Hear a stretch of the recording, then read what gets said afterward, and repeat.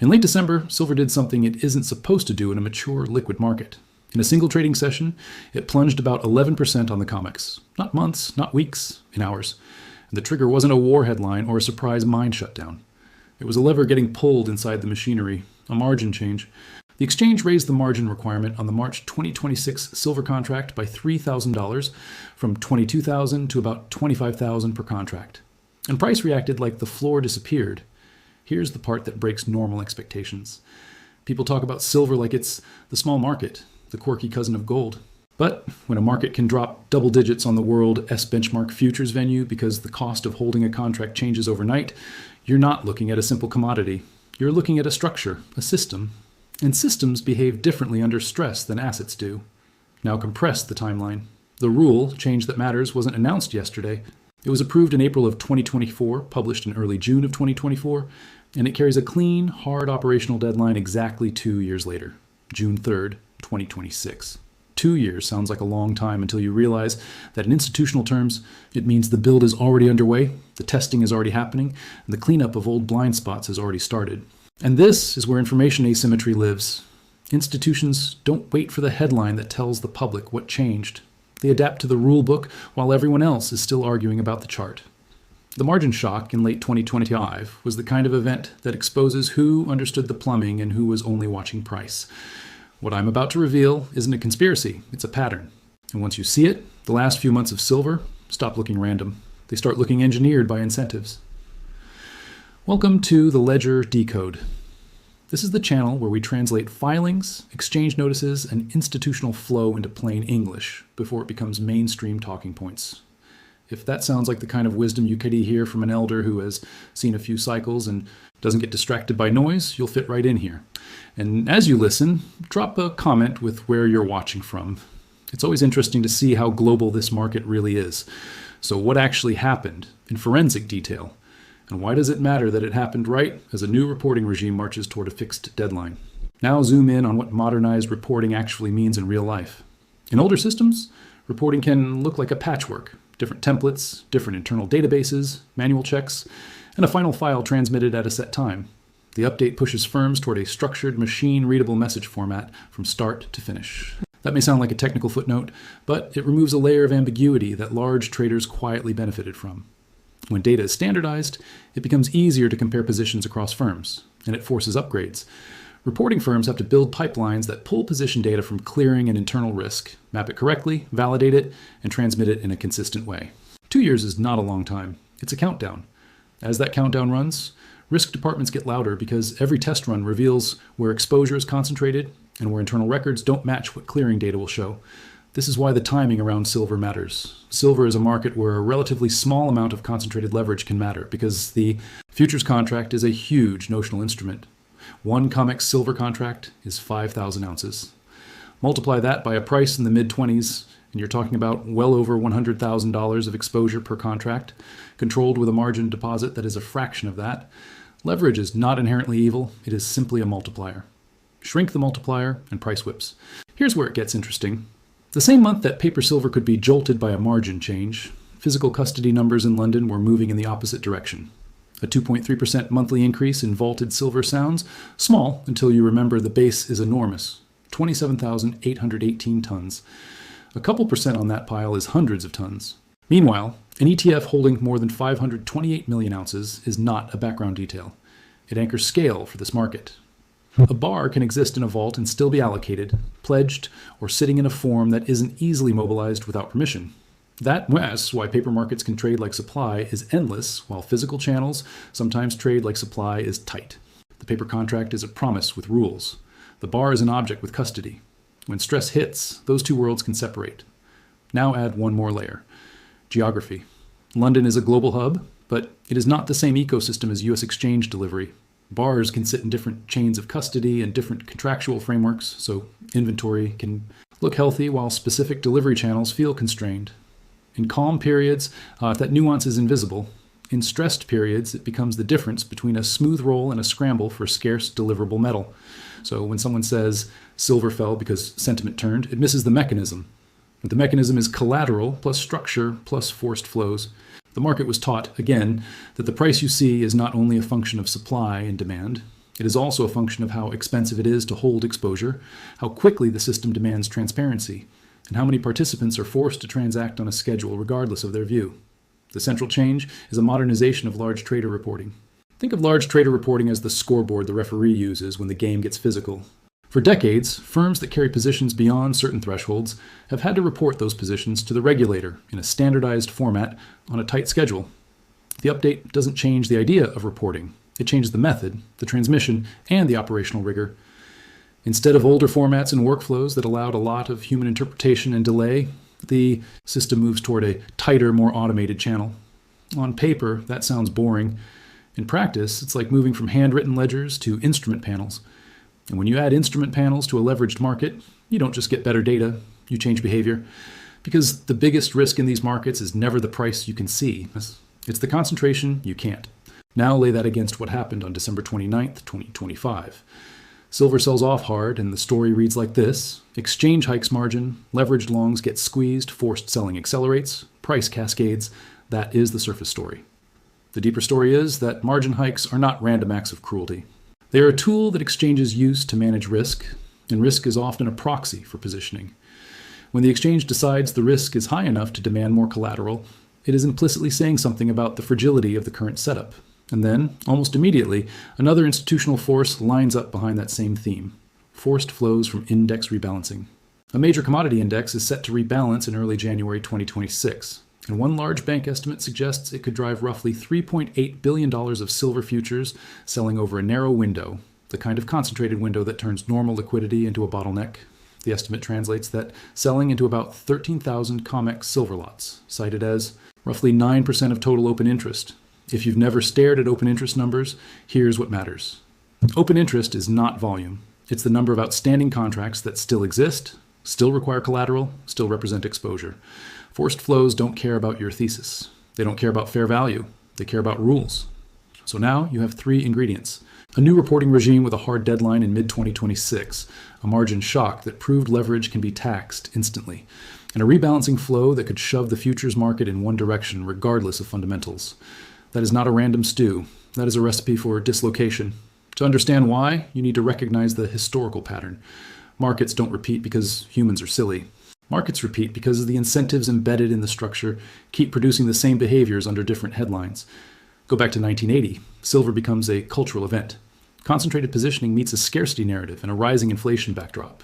The result is a price spike followed by a rule response, including margin changes.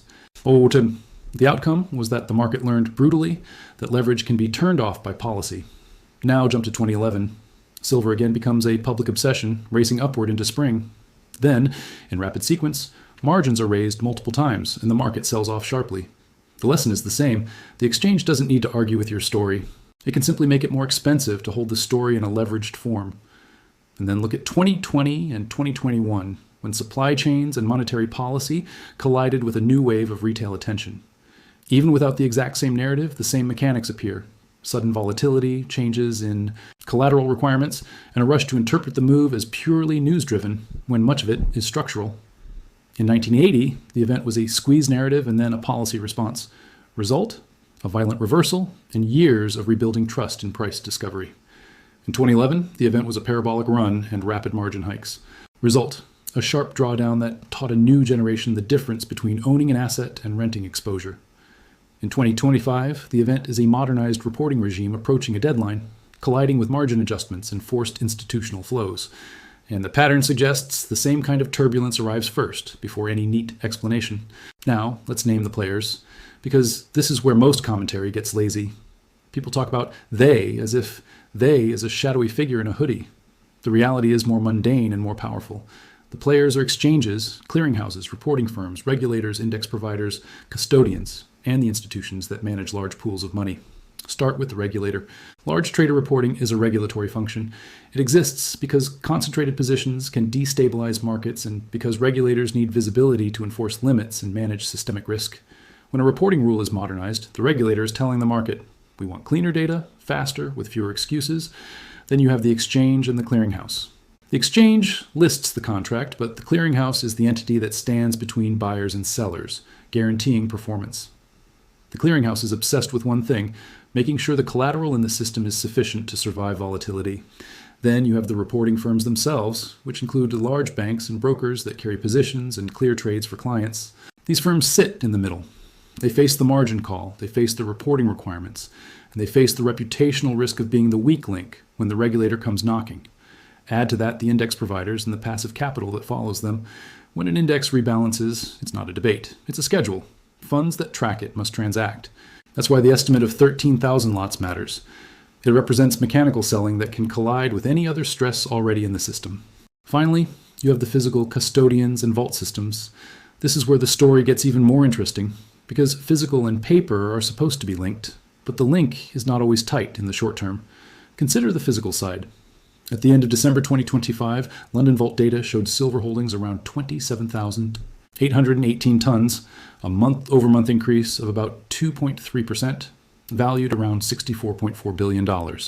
Translate tons into something tangible, and you get roughly 927,000 standard 30-kilogram bars. That's a lot of metal sitting in a system designed to support wholesale settlement and custody.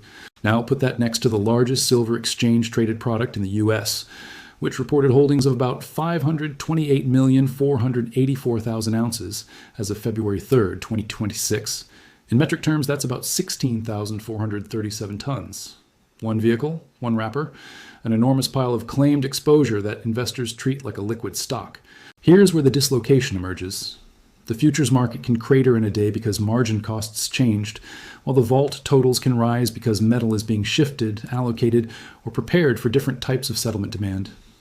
That looks like a contradiction until you realize that paper and physical respond to different incentives on different timelines. Paper responds to collateral.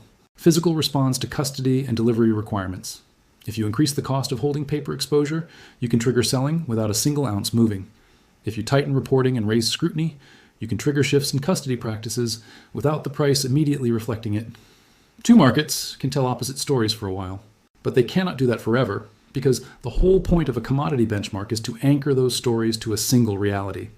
This is the part no one is discussing. The new reporting rules Don and T need to directly change supply or demand to change price behavior. They change the cost of hiding. They change the operational friction of being large.